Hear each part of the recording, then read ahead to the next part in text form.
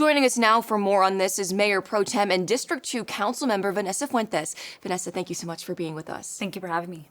So let's first talk the new rules. In short, can you explain what they are and what's the goal here?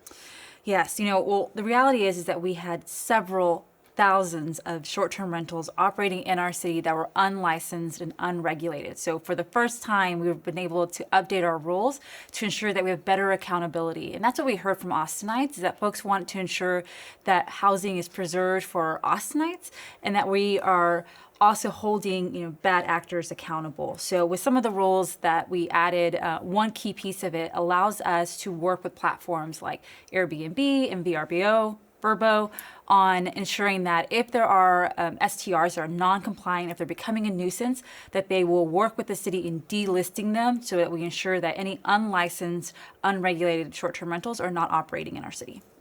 And you bring up the rentals that have become kind of out of hand. I know several community members have spoken before council, specifically saying some short-term rentals in their neighborhood have become these so-called party houses that disrupt their peace. So can you elaborate on how this new policy impacts the way the city will crack down on party houses? Yes, well, that is a big problem that we have in Austin and across many big cities across our country. So for us, by working with the platforms and ensuring that we had local rules in place, one of the examples that we now require for short-term rentals is that they have to have a local contact established so that if a city's code officer needs to get a hold of someone at that property, they can quickly call someone that is local and have that accountability and have that conversation. And again, working with the platforms, we're able to delist any of them that are operating unregulated or not being responsive to the city.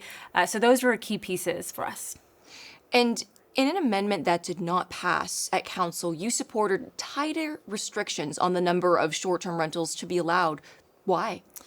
Well, I believe that our housing should be for the people of Austin, and we are in an affordability and housing crisis in our city, and we have to make sure that we are preserving as much of our housing stock as possible. The last thing we want is to have these out-of-state investors come in and buy up entire blocks and create short-term rentals, and that has just been wreaked havoc for our neighborhoods. And this type of housing shouldn't come at the expense of our neighborhoods and at the expense of Austinites. So we really wanted to strike a balance. How do we ensure we know people want to operate short-term rentals, but how do we ensure that they are done in a way that is in good faith with our neighborhoods? Another thing I want to mention is that now that they are regulated and licensed, we are now collecting hotel tax dollars. These are tourist fees that come into the city and they support arts, culture, and historic preservation. And the city was losing out on thousands of dollars every single day because we didn't have an agreement in place. So now we're capturing new revenue for our city.